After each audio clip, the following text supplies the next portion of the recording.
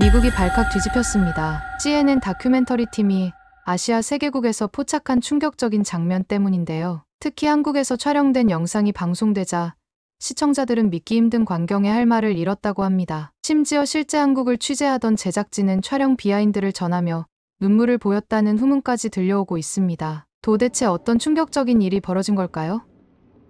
지금 바로 알아보겠습니다. 안녕하세요.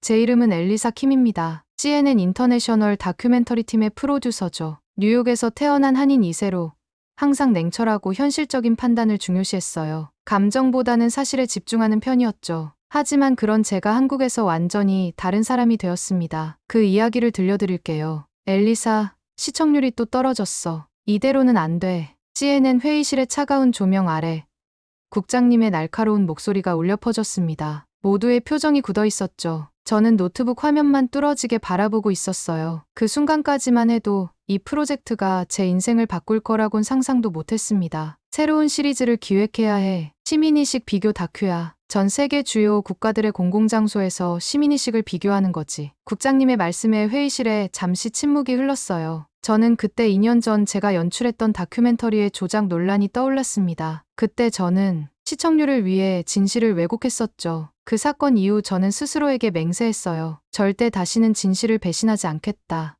엘리사, 내가 총괄 PD를 맡아. 국장님의 말씀에 고개를 들었습니다. 아마 그분은 저에게 다시 기회를 주고 싶으셨던 것 같아요. 하지만 그 순간 제 가슴은 두려움으로 쿵쾅거렸습니다. 이번에 또 실패하면 정말 끝이라는 걸 알았으니까요. 기획회의가 이어졌습니다. 주요 국가들의 명단이 화이트보드에 적혔어요. 미국, 영국, 프랑스, 독일, 일본, 중국, 그리고 한국. 한국은 왜 넣었어?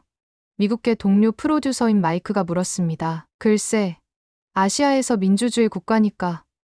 저도 확신이 없었어요. 시장도 작고 존재감도 없잖아. 중국, 일본이 핵심이지. 한국은 그냥 거쳐가는 정도로 하자. 제 입에서 나온 말이었습니다. 지금 생각하면 너무 부끄러운 말이죠. 당시 저는 한국에 대해 아는 것이 거의 없었어요. 그저 부모님이 가끔 말씀하시는 고향이라는 추상적인 개념만 있었을 뿐이죠. 기획안은 빠르게 확정되었습니다. 세계 시민의식 비교 우리는 얼마나 따뜻한가. 주요 실험은 횡단보도에서 노인이 넘어졌을 때 시민들, 특히 아이들의 반응을 비교하는 것이었어요. 아이들의 행동이야말로 그 사회의 미래를 보여주는 거울이라고 생각했거든요. 촬영 일정이 짜였습니다. 먼저 일본, 그 다음 중국, 마지막으로 한국. 우리 팀은 한국을 그저 체크리스트에서 마지막으로 지울 항목 정도로 생각했어요. 얼마나 무지했는지. 출발 전날 밤, 저는 노트북으로 각 나라의 정보를 검색하고 있었습니다. 일본의 오모테나시 문화, 중국의 빠른 발전, 그리고 한국은 저는 그저 케이팝과 김치 정도만 떠올랐어요. 한국에 대한 기대는 거의 없었습니다. 이번엔 절대 조작하지 않을 거야. 노트북을 닫으며 스스로에게 다짐했습니다. 그때는 이 다짐이 얼마나 중요해질지 몰랐어요. 그리고 제가 얼마나 큰 편견을 가지고 있었는지도 전혀 알지 못했습니다. 여권과 비자를 확인하면서 일본과 중국에서의 촬영에 대한 기대로 가득 찼어요. 그런데 운명이란 참 아이러니하죠. 제가 가장 기대하지 않았던 나라에서 제 인생이 완전히 바뀌게 될 줄은 꿈에도 몰랐으니까요. 일본 비자가 예상보다 늦게 나오는 바람에 일정이 바뀌었습니다. 한국을 먼저 방문하게 된 거죠. 어차피 한국은 대충 찍고 지나갈 거니까 상관없어. 팀원들에게 이렇게 말했던 제 모습이 지금은 너무 부끄럽네요. 인천공항에 도착했을 때 저는 그저 일본으로 가기 전 잠시 들르는 경유지 정도로만 여겼어요. 그런데 터미널을 빠져나오는 순간부터 뭔가 달랐습니다. 공항이 너무 깨끗하고 시스템이 효율적이었어요. 관광지니까 그렇겠지. 라고 생각했죠. 그때였어요. 무거운 카메라 장비를 운반하다가 제가 실수로 삼각대를 떨어뜨렸습니다. 그런데 놀랍게도 주변에 있던 3명의 한국인이 동시에 달려와 도와주셨어요. 저는 그저 감사합니다라는 한국어만 간신히 말할 수 있었죠. No problem. Be careful with your equipment. 한 분이 유창한 영어로 말씀하셨어요. 저는 그저 관광객에게 친절한 서비스일 뿐이라고 생각했습니다. 하지만 이게 시작에 불과했어요. 호텔로 가는 길, 공항철도를 탔습니다. 깨끗한 객실, 정확한 도착 시간, 친절한 안내, 모든 것이 완벽했어요. 이건 그냥 대도시의 기본 시스템이겠지 라고 생각했죠. 하지만 제 옆자리에 앉은 노부부가 제게 물병을 건네주셨을 때 왠지 모를 따뜻함이 느껴졌습니다. 처음부터 너무 다정하잖아? 이건 우연일까?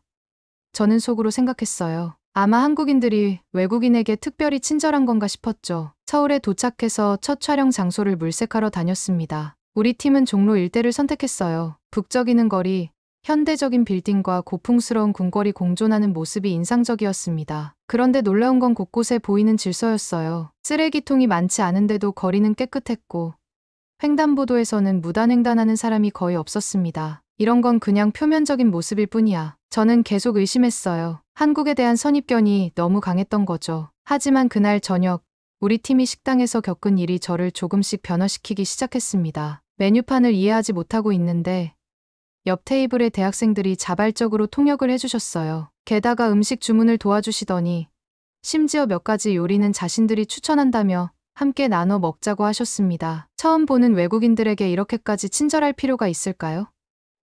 저는 점점 혼란스러워졌어요. 이렇게 친절한 건 카메라를 들고 있어서 그런가?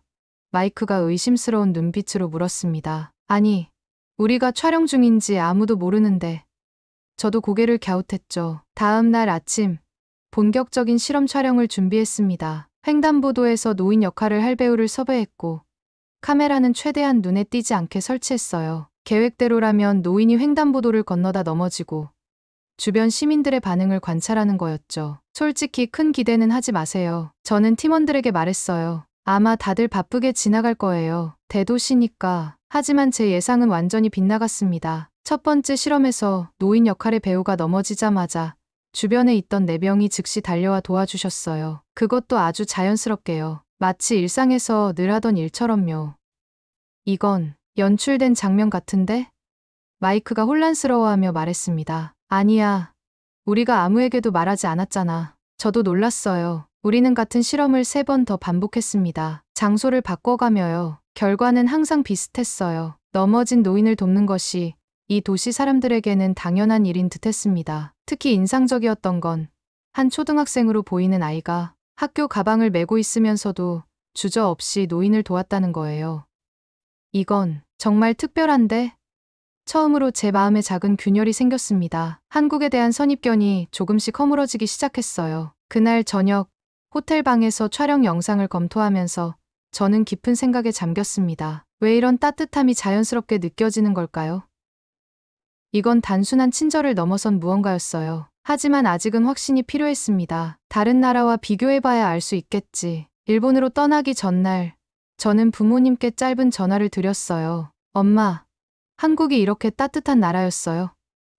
그럼 우리 고향이 어떤 곳인데? 내가 직접 느껴보길 바랐어. 처음으로 제 뿌리에 대해 진지하게 생각하게 되었습니다. 그리고 문득 깨달았어요. 이 프로젝트가 단순한 다큐멘터리를 넘어 제 자신을 찾아가는 여정이 될지도 모른다는 것을요. 다음 목적지는 일본이었습니다. 사실 이곳에 대한 기대가 컸어요. 일본은 예의와 질서의 나라로 알려져 있잖아요. 오모테나시 문화라고 손님을 정성껏 대접하는 그들의 서비스 정신은 세계적으로 유명하죠. CNN 사무실에서도 일본은 시민의식 비교 다큐의 하이라이트가 될 거라 기대했습니다. 일본에서는 좋은 장면들이 많이 나올 거야. 그들의 예절은 세계 최고 수준이니까. 출발 전 국장님의 말씀이 귓가에 맴돌았죠. 하네다 공항에 도착하자마자 저는 어떤 차이를 느꼈습니다. 분명 깨끗하고 질서정연했어요. 하지만 뭔가 차가웠어요. 카메라 장비를 운반하는데 아무도 도움을 주겠다고 나서지 않았죠. 당연한 거야. 한국에서 도와준 것도 그냥 우연이었을 뿐이야. 라고 스스로를 다독였습니다. 그런데 촬영 허가를 받는 과정에서 첫 번째 당혹감이 찾아왔어요. 서류 절차가 너무 복잡했고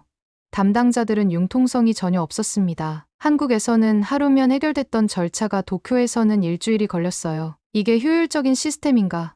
저는 의문이 들었지만 아직 일본에 대한 기대를 버리지 않았어요. 아마 규칙을 중시하는 문화이기 때문이겠지. 그만큼 시민의식도 높을 거야. 드디어 시부야 횡단보도에서 실험을 시작했습니다. 일본인 노인 역할을 맡은 배우가 횡단보도 중앙에서 넘어졌어요. 그리고 아무 일도 일어나지 않았습니다. 사람들은 그저 노인을 피해 지나갔어요. 한 초등학생 무리는 심지어 노인을 보고도 그냥 웃으며 지나쳤습니다. 이게 말이 돼?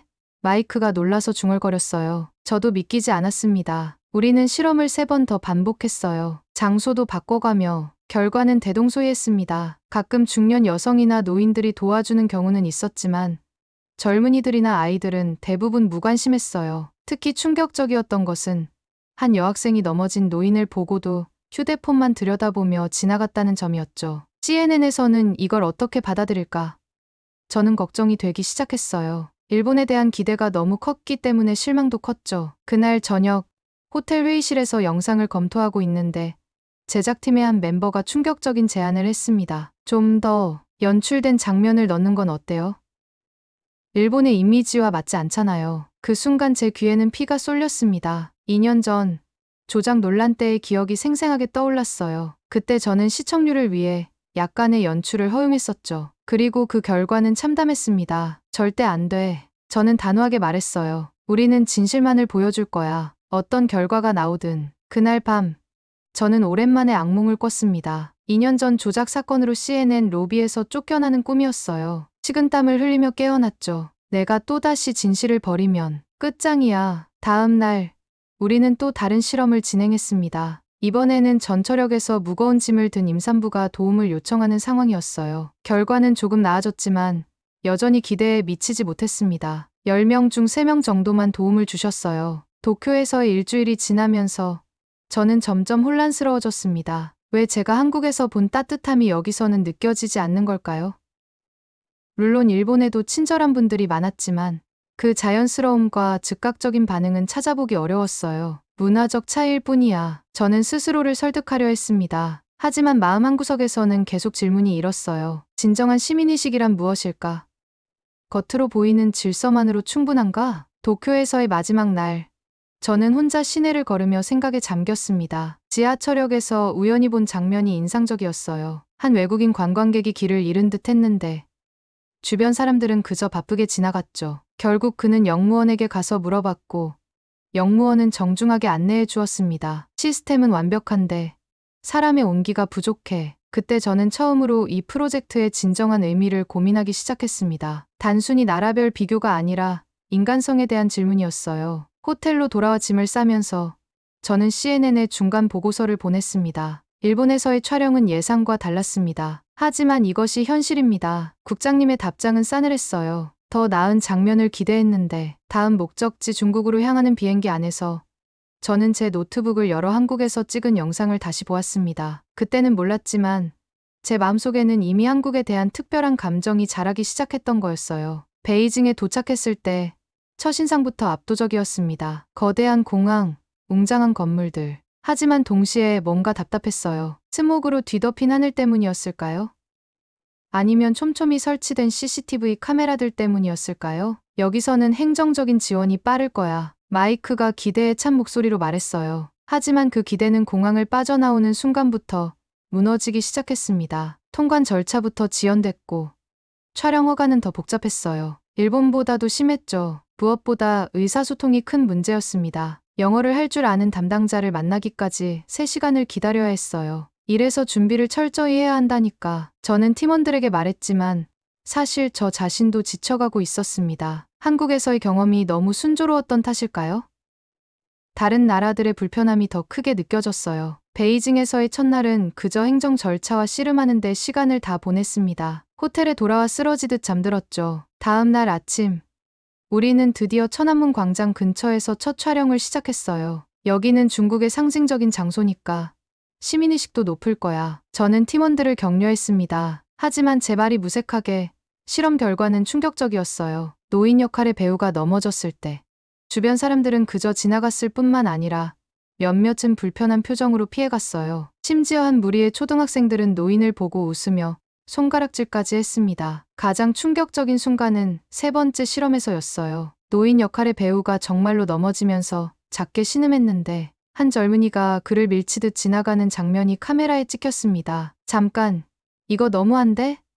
카메라맨인 제임스가 중얼거렸죠. 저희 팀 모두 충격을 받았어요. 그것도 중국의 심장부라 할 수 있는 천안문 광장 근처에서 말이에요. 다음 날 우리는 좀 더 서민적인 동네에서 실험을 반복했습니다. 결과는 약간 나아졌지만 여전히 기대에 미치지 못했어요. 특히 아이들의 반응이 실망스러웠습니다. 노인을 도와준 아이는 단 한 명도 없었어요. 아이들이 노인을 밀치고 어른도 방관한다니. 촬영을 마치고 돌아오는 차 안에서 저는 깊은 침울함에 빠졌어요. 이 프로젝트는 점점 저를 어두운 곳으로 이끌고 있었습니다. 호텔 회의실에서 영상을 검토하던 중 마이크가 한숨을 쉬며 말했어요. 이대로는 다큐멘터리가 너무 부정적이 될 것 같아. 본사에서 원하는 건 이런 게 아닐 텐데. 그 순간 제 마음속에서 분노가 일었어요. 그래서 뭐 연출이라도 하자는 거야?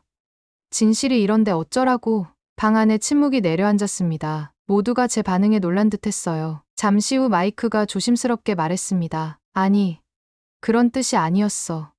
그냥 걱정돼서. 저는 깊은 숨을 내쉬었어요. 미안해. 그냥 이 프로젝트가 내게는 단순한 다큐가 아니야. 내 신뢰가 걸린 문제니까. 그날 밤 저는 국장님께 비관적인 중간 보고서를 보냈습니다. 놀랍게도 곧바로 화상회의 요청이 왔어요. 엘리사, 솔직히 말하자면 본사에서는 프로젝트 중단을 고려하고 있어. 국장님의 표정은 심각했습니다. 지금까지 영상만으로는 방송사의 기대에 미치지 못해. 특히 일본과 중국에서의 실망스러운 결과는. 하지만 이게 현실이에요. 제가 반박했습니다. 우리가 진실을 보여주는 것이 목적 아닌가요? 국장님은 잠시 침묵하셨다가 말씀하셨어요. 그래. 내 말이 맞아. 하지만 방송사 입장에서는 시청률도 고려해야 해. 그 순간 저는 한국에서 봤던 장면들이 떠올랐습니다. 그 따뜻함, 그 자연스러운 배려. 한 가지 제안이 있어요. 제가 용기를 내어 말했습니다. 한국으로 돌아가 마지막 촬영을 더 진행하게 해주세요. 제가 거기서 본 것들은 특별했어요. 국장님은 의아한 표정을 지으셨어요. 한국. 처음에 내가 별로 중요하지 않다고 했던 그 나라? 부끄러움이 밀려왔지만 저는 고개를 끄덕였습니다. 네, 제가 틀렸던 것 같아요. 긴 침묵 끝에 국장님이 결정을 내리셨습니다. 좋아. 한 번 더 기회를 주지. 한국에서 뭔가 특별한 것을 보여줘. 화상 회의를 마치고 저는 창밖을 바라보았습니다. 베이징의 스모그 낀 하늘 너머로 희미한 달이 보였어요. 마음속에서는 이상한 기대감이 솟아올랐습니다. 정말 한국이 다른 걸까? 아니면 내가 그냥 운이 좋았던 걸까? 다음 날 우리 팀은 서둘러 짐을 쌌습니다. 중국에서의 마지막 실험도 기대 이하였고 우리의 시선은 이미 다시 한국으로 향하고 있었어요. 비행기를 타기 전 저는 부모님께 짧은 문자를 보냈습니다. 다시 한국으로 돌아갑니다. 왠지 그곳에서 무언가를 찾을 것 같아요. 인천공항에 다시 발을 디뎠을 때 이상하게도 마음이 편안해졌습니다. 처음 왔을 때는 그저 스쳐 지나가는 장소라고만 생각했는데 이제는 마치 오래된 친구를 다시 만난 것 같은 느낌이었어요. 여러분, 이번이 마지막 기회예요. 호텔에 도착해 짐을 풀면서 팀원들에게 말했습니다. CNN의 신뢰를 회복할 수 있는 마지막 찬스예요. 다음 날 아침, 우리는 서울시청을 방문했습니다. 촬영 허가와 관련된 세부 사항을 조율하기 위해서였죠. 놀랍게도 담당 공무원은 이미 우리의 방문을 예상하고 모든 서류를 준비해 두셨어요. 저희가 연락도 안 드렸는데 어떻게 아셨어요? 저는 놀라서 물었습니다. CNN 팀이 첫 번째 방문 때 좋은 인상을 남기셨거든요. 돌아오실 거라 생각했습니다. 담당자의 미소가 따뜻했어요. 허가 절차는 놀라울 정도로 빠르게 진행되었습니다. 일본에서 일주일, 중국에서 사흘이 걸렸던 과정이 한국에서는 단 하루 만에 끝났어요. 그것도 모든 요청 사항을 완벽하게 수용하면서요. 이건 정말 놀랍네요. 마이크도 감탄했습니다. 특별 대우를 받는 것 같아. 아니요. 모든 외국 언론사에 동일한 서비스를 제공합니다. 담당자의 대답은 담백했어요. 그 말에 더욱 감동했습니다. 이건 우리만을 위한 예외가 아닌 시스템적인 친절함이었으니까요. 촬영 장소를 물색하며 서울 시내를 돌아다녔습니다. 이번에는 처음과 달리 더 많은 것들이 눈에 들어왔어요. 분주한 도시 속에서도 사람들이 서로 배려하는 작은 순간들. 버스에서 노인에게 자리를 양보하는 학생들. 길을 잃은 외국인을 자발적으로 도와주는 시민들. 횡단보도에서 신호를 기다리는 모습까지. 혹시 그 첫날의 따뜻함이 전부 진짜였던 걸까? 저는 서서히 희미한 기대감을 느끼기 시작했어요. 우리는 강남과 종로, 그리고 대학가가 밀집된 신촌까지 세 곳을 촬영 장소로 선정했습니다. 각기 다른 분위기의 장소에서 동일한 실험을 진행하기로 한 거죠. 노인이 넘어지는 상황에서 시민들, 특히 아이들의 반응을 관찰하는 것이었습니다. 준비 과정에서 저희를 도와주던 한국인 코디네이터가 조심스럽게 물었어요. 다른 나라에서도 같은 실험을 하셨나요? 결과가 어땠어요? 저는 솔직하게 대답했습니다. 기대에 미치지 못했어요. 특히 아이들의 반응이. 그녀는 잠시 생각하더니 말했어요. 한국에서는 달랐으면 좋겠네요. 저도요. 제 대답은 진심이었습니다. 이제는 정말로 한국이 다른 결과를 보여주길 바랐으니까요. 촬영 첫날. 우리는 강남역 인근 횡단보도에서 실험을 시작했습니다. 바쁜 출근 시간. 모두가 서두르는 그 순간을 선택한 이유는 가장 어려운 상황에서 시민의식을 테스트하고 싶었기 때문이었어요. 노인 역할의 배우가 횡단보도 중앙에서 넘어졌습니다. 그리고 놀라운 일이 벌어졌어요. 주변에 있던 직장인들이 즉시 달려와 노인을 도왔습니다. 그것도 무려 5명이나요. 그들은 노인을 일으켜 세우고 괜찮은지 물어보고 심지어 한 사람은 자신의 명함을 건네며 나중에 불편하시면 연락주세요라고 말하는 모습까지 카메라에 담겼어요. 이건 정말 특별한데 제임스가 감동한 목소리로 말했습니다. 그날 저녁 호텔에서 영상을 검토하며 우리는 모두 침묵에 빠졌습니다. 이건 단순한 친절을 넘어선 무언가였어요. 마치 서로를 돕는 것이 이 사회의 DNA에 새겨진 것 같았습니다. 내일은 아이들의 반응을 더 집중적으로 보자. 저는 팀에게 제안했어요. 모두가 동의했죠. 다음 날 우리는 초등학교 근처의 횡단보도로 장소를 옮겼습니다. 하교 시간에 맞춰 실험을 준비했어요. 솔직히 말하면 아직도 마음 한구석에는 의심이 있었습니다. 아이들이 과연 다를까? 일본과 중국에서 본 무관심이 여기서도 반복되지는 않을까? 하지만 그 의심은 곧 기대로 바뀌었어요. 마음 깊은 곳에서 한국이 다른 모습을 보여주길 간절히 바라고 있었으니까요. 이제 저에게 이 프로젝트는 단순한 다큐멘터리가 아니었습니다. 제 자신을 찾아가는 여정이자 인간성에 대한 깊은 질문이 되어 있었어요. 준비됐어요? 노인 역할의 배우가 긴장된 표정으로 물었습니다. 저는 깊은 숨을 내쉬며 대답했어요. 네. 시작하세요. 그리고 그 순간 제 인생을 바꾼 장면이 펼쳐지기 시작했습니다. 하교 시간, 아이들이 웃고 떠들며 횡단보도로 모여들기 시작했습니다. 저희 팀은 최대한 눈에 띄지 않게 각자 위치에서 대기하고 있었어요. 노인 역할의 배우도 자연스럽게 아이들 사이에 섞여 신호를 기다렸습니다. 초록불이 켜지고 사람들이 횡단보도를 건너기 시작했어요. 배우는 계획대로 횡단보도 중앙에서 비틀거리다 넘어졌습니다. 그리고 믿을 수 없는 광경이 펼쳐졌어요. 주변에 있던 초등학생들이 즉시 배우에게 달려갔습니다. 10살 남짓 보이는 남자아이 둘이 노인의 양쪽 팔을 잡아 일으키려 했고 여자아이 한 명은 노인이 떨어뜨린 가방을 주워서 건넸어요. 더 놀라운 것은 그들의 자연스러움이었습니다. 마치 평소에도 늘 하던 일처럼 망설임 없이 행동했어요. 괜찮으세요, 할아버지? 한 아이가 진심 어린 목소리로 물었습니다. 노인 배우가 가슴을 부여잡으며 신음했어요. 사실 이 부분은 시나리오에 없던 즉흥 연기였습니다. 그런데 그 순간 주변에 있던 아이 중 하나가 주머니에서 휴대폰을 꺼내 들었어요. 119에 전화해야 해요. 그 아이는 침착하게 말했습니다. 11살 정도로 보이는 그 아이는 실제로 응급전화를 걸었어요. 여보세요? 여기 종로구 삼거리 횡단보도에 할아버지가 쓰러지셨어요. 네. 의식은 있으신데 가슴을 많이 아파하세요. 저는 너무 놀라 카메라맨에게 신호를 보냈습니다. 이거 놓치지 말고 다 찍어. 아이의 신고를 받고 놀랍게도 5분 만에 구급차가 도착했어요. 구급대원들이 달려와 노인을 살펴보자 우리는 어쩔 수 없이 정체를 밝혀야 했습니다. 실험 촬영입니다. 제가 앞으로 나와 설명했어요. 정말 죄송합니다. 구급대원은 처음에 당황했지만 사정을 들으니 이해해 주셨어요. 오히려 미소를 지으며 아이들이 잘했네요 라고 말씀하셨죠. 그 자리에 모인 아이들에게 우리는 상황을 설명했습니다. 놀랍게도 아이들은 화를 내기는커녕 호기심 어린 눈으로 우리를 바라보았어요. 제가 잘한 거예요?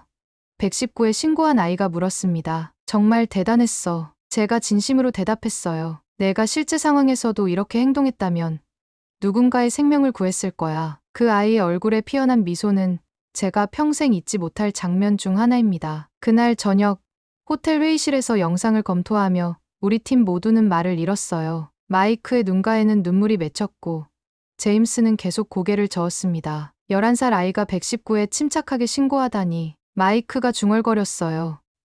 이건 연출할 수 없는 진실이야. 제가 감동에 젖어 말했습니다. 다음 날 우리는 서울의 다른 지역에서도 같은 실험을 반복했어요. 대학가인 신촌, 노인들이 많은 종로, 바쁜 직장인들로 가득한 여의도. 장소는 달라도 결과는 비슷했습니다. 물론 모든 사람이 도움을 준 것은 아니었지만 항상 누군가는 즉시 다가와 노인을 도왔어요. 특히 아이들의 반응은 일관되게 따뜻했습니다. 왜 한국 아이들은 이렇게 다를까?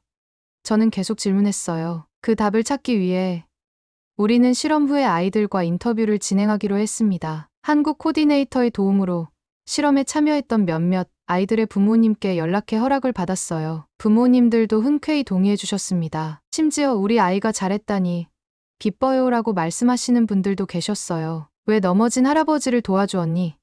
인터뷰에서 제가 물었습니다. 학교에서 배웠어요. 한 아이가 대답했어요. 선생님이 어려움에 처한 사람을 보면 항상 도와야 한다고 가르쳐 주셨어요. 우리 학교에는 배려와 존중의 날이 있어요. 매달 실제로 지역사회에 나가서 봉사활동도 해요. 다른 아이가 자랑스럽게 말했습니다. 그 말을 듣고 저는 아이들의 학교를 방문하게 되었어요. 교장 선생님과 담임 선생님들을 만나 인터뷰를 진행했습니다. 한국 교육에 특별한 점이 있다면 무엇인가요?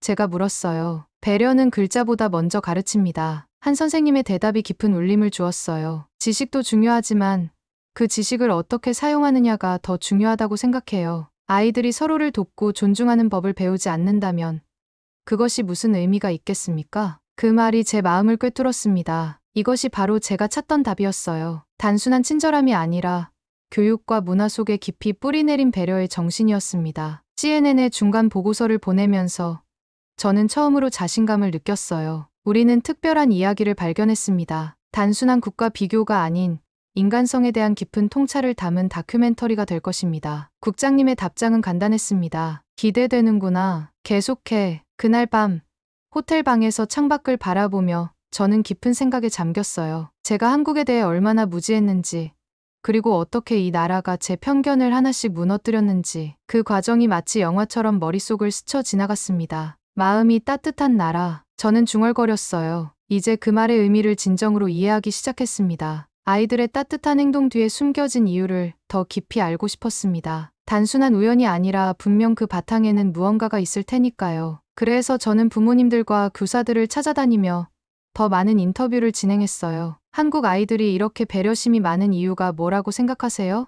한 초등학교 교사에게 물었습니다. 우리는 아이들에게 내가 지금 도움을 주지 않으면 누가 도와줄까라고 가르쳐요. 교사는 자연스럽게 대답했습니다. 그리고 단순히 말로만 가르치지 않아요. 실천하도록 해요. 교실을 둘러보니 벽에는 이달의 배려왕이라는 코너가 있었어요. 친구를 도왔거나 어려운 상황에서 용기 있게 행동한 아이들의 사진이 붙어 있었죠. 매주 금요일은 나눔의 날이에요. 아이들이 자신의 작은 용돈에서 얼마라도 모아서 기부하는 날이죠. 교사는 웃으며 말했어요. 처음에는 억지로 하는 것 같지만 나중에는 습관이 됩니다. 부모님들과의 인터뷰도 인상적이었어요. 한 어머니는 이렇게 말씀하셨습니다. 예부터 효와 공동체 의식이 살아있는 사회예요. 우리도 어릴 때부터 그렇게 배웠고 아이들에게도 같은 가치를 가르치고 있어요. 또 다른 아버지는 이런 말씀을 하셨죠. 저희 가족은 주말마다 자원봉사를 합니다. 아이가 어렸을 때는 싫어했지만 이제는 오히려 자기가 먼저 가자고 해요. 이건 단순한 친절이 아니었습니다. 시스템이 만든 자연스러운 시민의식이었어요. 가정에서부터 학교, 사회 전체가 하나의 가치를 향해 일관되게 움직이고 있었던 거죠. 그런데 다른 나라에서는 이런 교육이 없나요? 한 교사가 저에게 물었어요. 있긴 하지만 이렇게 실천 중심적이진 않은 것 같아요. 제가 솔직하게 대답했습니다. 지식 전달에 더 초점이 맞춰져 있죠. 저는 아이들의 학교 생활도 관찰했어요. 급식 시간에 어떤 아이가 음식을 엎지르자 주변 친구들이 자발적으로 도와주는 모습이 감동적이었습니다. 누가 시키지 않았는데도 그저 당연하다는 듯이 행동하는 거였어요. 우리는 아이들에게 착한 행동이 특별한 것이 아니라 일상이 되어야 한다고 가르칩니다. 교장 선생님의 말씀이 제 마음에 깊이 새겨졌어요. 교육부 관계자와의 인터뷰도 놓치지 않았습니다. 그분은 한국의 인성교육 정책에 대해 상세히 설명해 주셨어요. 교과서적 지식도 중요하지만 어떻게 살 것인가에 대한 교육도 중요합니다. 2015년부터 인성교육진흥법이 시행되어 모든 학교에서 체계적인 인성교육을 실시하고 있어요. 그 말을 듣고 문득 생각했습니다. 이건 단순한 우연이 아니야. 국가적 차원에서 시민의식을 키우기 위한 노력이 있었던 거야. 저는 길거리에서도 사람들을 관찰했어요. 지하철에서 노인에게 자리를 양보하는 학생들, 길을 잃은 외국인을 자발적으로 도와주는 직장인들, 이런 장면들이 자연스럽게 펼쳐지고 있었습니다. 특히 인상적이었던 건 한 번은 비가 많이 오는 날 횡단보도에서 우산을 들고 가던 중학생이 우산이 없는 노인을 위해 자신의 우산을 씌워주는 모습이었어요. 그 장면을 우연히 카메라에 담았는데 나중에 그 학생을 인터뷰할 기회가 있었습니다. 왜 그렇게 했어요? 제가 물었죠. 그냥요. 학생은 쑥스러워하며 대답했어요. 할아버지가 비를 맞고 계셔서. 바로 그 그냥이라는 대답에 모든 것이 담겨 있었습니다. 굳이 이유가 필요하지 않은 자연스러운 배려. 그것이 한국 사회의 특별한 점이었어요. 사회학자와의 인터뷰에서는 더 깊은 통찰을 얻을 수 있었습니다. 한국 사회는 급격한 현대화 과정에서도 전통적 가치를 잃지 않으려고 노력했어요. 물론 완벽하지는 않지만 정치인과 우리라는 개념이 여전히 사회의 근간을 이루고 있죠. 교육 시스템, 가정 문화, 사회적 분위기, 이 모든 요소가 어우러져 제가 목격한 따뜻한, 아니 온정적인 행동들이 자연스럽게 이어지는 토양을 마련한 거였어요. CNN에 보낸 중간 보고서에서 저는 이렇게 썼습니다. 우리가 발견한 것은 단순한 친절한 행동이 아닙니다. 교육과 문화가 만들어낸 시스템적인 따뜻함입니다. 아이들이 보여준 행동은 우연이 아니라 사회 전체가 추구하는 가치의 자연스러운 표현이었습니다. 국장님의 답장은 그 어느 때보다 열정적이었어요. 이것이 바로 우리가 찾던 스토리야. 빨리 완성본을 보고 싶구나. 호텔로 돌아오는 길, 저는 제 자신에게 질문했습니다. 왜 나는 처음에 한국을 그저 지나가는 나라로 여겼을까? 내 안에 있던 편견은 어디서 왔을까? 부끄러움이 밀려왔지만 동시에 감사함도 느꼈어요. 이 프로젝트가 아니었다면 저는 결코 이런 깊은 통찰을 얻지 못했을 테니까요. 그리고 제 자신의 뿌리에 대해서도 다시 생각해보게 되었습니다. 엄마, 한국에 대해 더 많이 이야기해주세요. 그날 밤 저는 부모님께 전화를 드렸어요. 처음으로 제 뿌리에 대해 진심으로 알고 싶었습니다. 한 달간의 촬영을 마치고 뉴욕으로 돌아왔습니다. 편집실에 틀어박혀 밤낮 없이 영상을 다듬었어요. 이번 다큐멘터리는 제게 단순한 프로젝트가 아니었으니까요. 제 진실성을 회복할 기회이자 제 뿌리를 찾아가는 여정이었습니다. 세계의 시민의식 마음이 따뜻한 나라의 비밀, 다큐멘터리의 첫 시사회 날. 저는 너무 긴장해서 손이 떨릴 정도였어요. CNN 최고 경영진들이 모두 참석한 자리였으니까요. 이 프로젝트가 성공하지 못한다면 제 커리어도 끝일 수 있었습니다. 화면이 켜지고 다큐멘터리가 시작되었어요. 한국, 일본, 중국에서의 실험 장면들이 차례로 나왔습니다. 특히 한국 아이들이 노인을 돕는 순간, 그리고 그 11살 소년이 침착하게 119에 신고하는 장면에서는 시사회장 전체가 숨을 죽였어요. 어떻게 이런 장면을 연출했죠?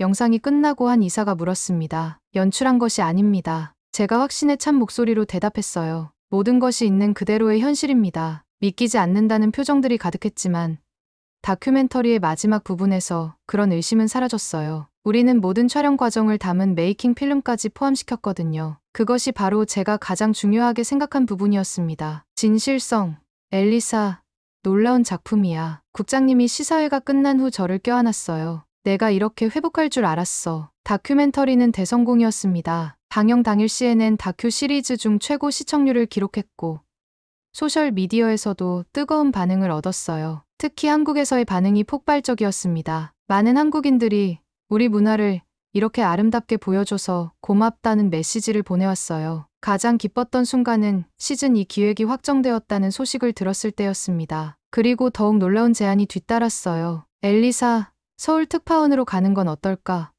국장님이 물으셨습니다. 저는 망설임 없이 대답했어요. 당연히 가겠습니다. 그렇게 저는 2개월 후 서울로 이주하게 되었습니다. 이번에는 그냥 스쳐 지나가는 여행자가 아니라 이곳에서 살아가는 주민으로서요. 처음에는 적응이 쉽지 않았어요. 언어 장벽, 문화적 차이. 하지만 신기하게도 제가 어려움에 처할 때마다 누군가 자연스럽게 도움의 손길을 내밀었습니다. 서울 생활 6개월째.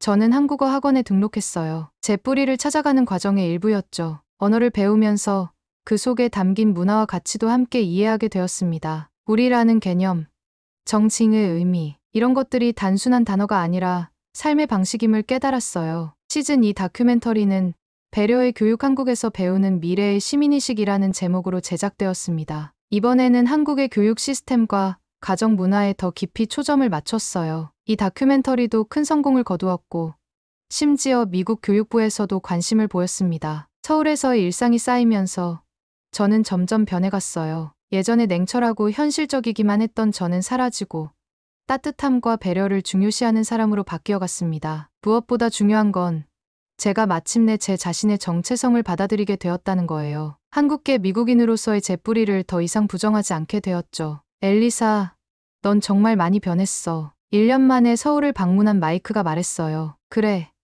이 나라가 날 바꿨어. 제가 미소 지으며 대답했습니다. 가장 감동적인 순간은 제가 서울에서 작은 봉사활동을 시작했을 때였어요. 외국인들을 위한 한국 문화 안내 자원봉사였죠. 처음 이 활동을 시작할 때 한 초등학생이 저에게 다가와 물었습니다. 왜 이런 일을 하세요? 저는 그 아이를 바라보며 웃었어요. 그냥요. 누군가에게 도움이 될 것 같아서. 바로 그 순간 저는 제가 완전히 변했음을 깨달았습니다. 그냥이라는 그 단순한 말 속에 제가 한국에서 배운 모든 가치가 담겨 있었으니까요. 지금도 저는 서울에 살고 있습니다. CNN 서울 특파원으로 일하면서 한국의 이야기를 세계에 전하고 있어요. 때로는 부모님의 고향인 이 나라가 저를 어떻게 변화시켰는지 그 여정을 돌아보곤 합니다. 처음 한국에 왔을 때 저는 한국은 시장도 작고 존재감도 없어.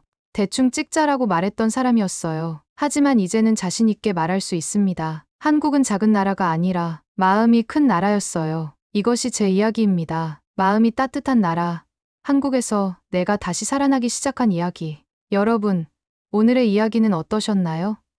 평범한 다큐멘터리 제작이 어떻게 한 사람의 인생을 완전히 바꿀 수 있는지 그 여정을 함께 느끼셨기를 바랍니다. 제가 경험한 한국의 따뜻함이 여러분에게도 전해졌다면 좋겠네요. 이 영상이 마음에 드셨다면 좋아요와 구독 버튼 눌러주시고 주변 분들과도 공유해주세요. 여러분의 작은 관심이 더 많은 사람들에게 한국의 아름다운 모습을 알릴 수 있는 힘이 됩니다. 댓글로 여러분의 생각도 꼭 남겨주세요. 여러분은 어떤 순간에 낯선 이에게 도움을 주셨나요? 또는 어떤 도움을 받으셨나요? 여러분의 이야기도 너무 궁금합니다. 다음 영상에서 또 만나요. 감사합니다.